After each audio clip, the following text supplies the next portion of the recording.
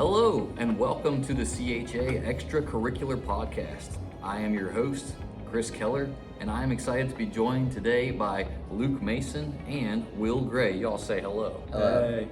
All right, yes, we're excited.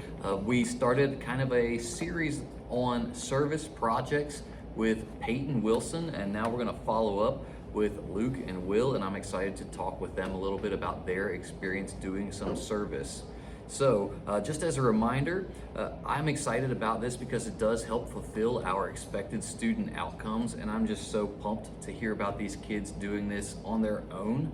It's not like this was some sort of school project or anything like that, but these guys were willing to step out and go serve, be faithful stewards, excuse me, who use their gifts and talents to serve others generously, care for God's creation vigilantly, and cultivate an awe of God inspirationally, and also being ethical citizens, people who make decisions from a biblical worldview, like going to serve those who need it, and then respecting those folks regardless of their cultures, backgrounds, all of that sort of exciting stuff. So that's kind of my CHA pitch officially, but now we'll get into the fun part and just talk a little bit about your all's trip. So why don't you just start out with, like, where did you guys go? What was the whole point? And kind of consider the fact that folks could be listening to this months later. So even though it might be on our mind now as to why you went, go ahead and give us like the basics. What happened and where did you go and why? Well, we went to a place right behind Boone, North Carolina. It had been pretty much destroyed by that hurricane, and as we were driving through, you could just see, houses been washed away, or like dams on the New River had been like definitely flooded because you could see like trees and stuff on top of the dams and stuff, and we just go there and help them. That's right. So a lot of hurricane relief going on down there right now, and it continues and will continue for probably years, really, right? Will, what sort of things did you anticipate getting into? Like what sort of service did you think you would be doing? Well, they told us construction. Yeah. But then we got down there and there wasn't so much like construction as it was just like trying to get people back like water and stuff. Gotcha. Because a bunch of people down there, they didn't have power or water. Yeah. Or like they didn't have firewood and stuff like that. So they Okay. couldn't really have water or heat. Yeah. So you were helping people get water back.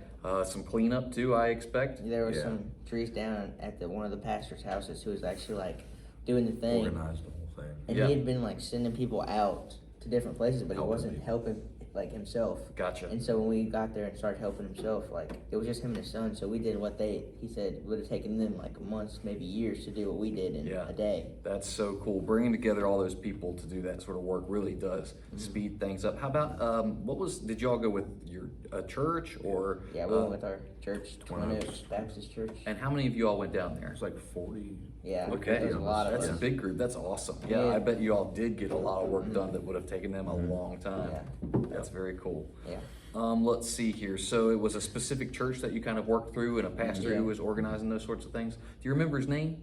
No. I don't remember his name. Okay. but Very cool. The guy who we were with, actually Name's shout out Rick. to him, Yep. Rick. Rick. He was awesome. Who was Rick? Was he like a coordinator or He was, something? He was like the the hurricane coordinator. relief Coordinator, and he was like coordinator. Yeah. he person. got all the stuff that we needed. Yeah. Very good. He's So a- what he's been made down him awesome? You guys mentioned him even before we started recording. So what sort of personality or what sort of things about him like make him so memorable? Definitely very southern. Yeah. Yeah, really. Southern hospitality. Okay. Yeah. We love that. Yeah, very nice. Excellent. Easy going, like he's just awesome in general. Okay. All right. So just a good personality, good character to be around. Yeah, I mean, he told Luke Luke started digging a trench for a water line. He was like, "Hey, Luke, you might be able to do this by yourself." That's right. Good work, Luke. Showing off those muscles.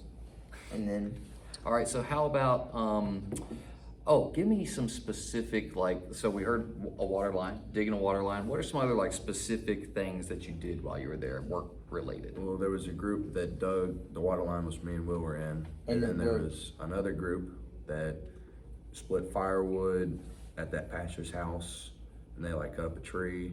There's another group that cleaned out like a little storage shed behind one of the churches there that had been there was like 6 to 8 inches of mud in there. Wow. Yeah. And they cleaned that out. And there was another group that was at this big depot.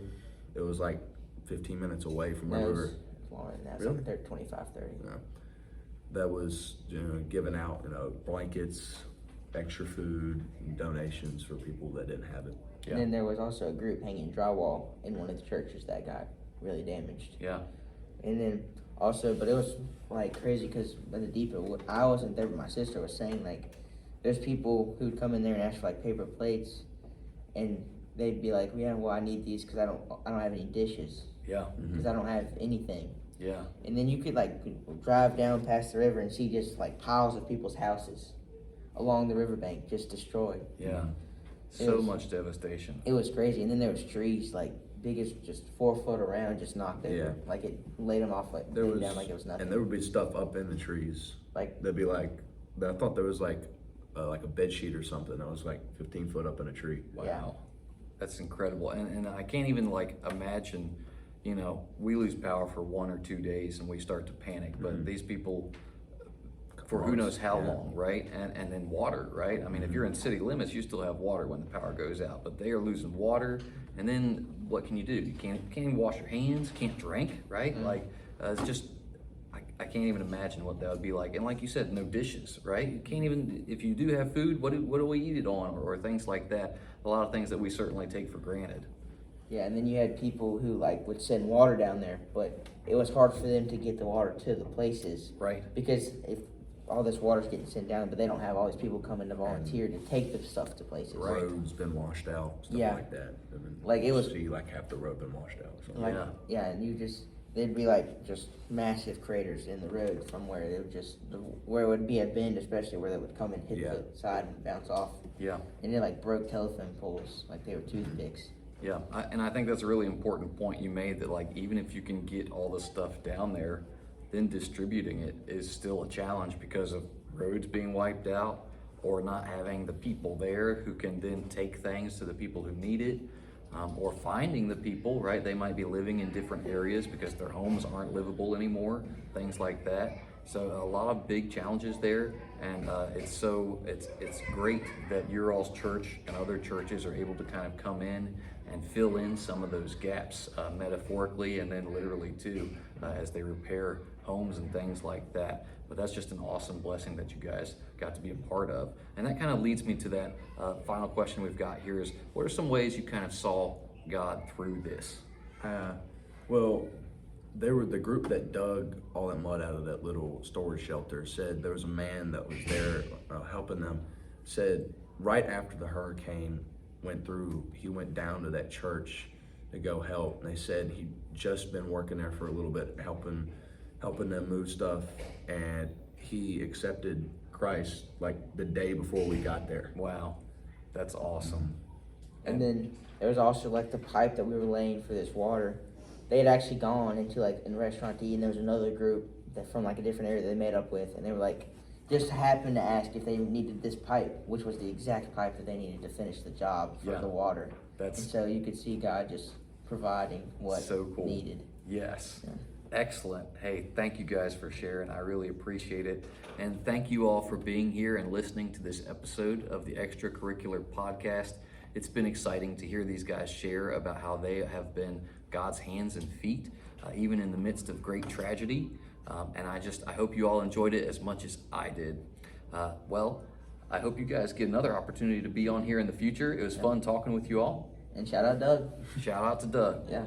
All right. Tell me why. Go for it. Oh, he drove us down there, and he was like, when y'all get on the podcast, make sure you mention me for driving you all the way down here. and That's back." right. That's Doug Mason, you all. Thank Yeah. you so much for taking these guys down there to help out with that mission work. We really appreciate it. Everybody, y'all remember you can find us on YouTube and on Spotify as well, and Apple Podcasts. Like and subscribe, folks, and I'll see you all next time. Remember, we are united in Christ. Go Knights.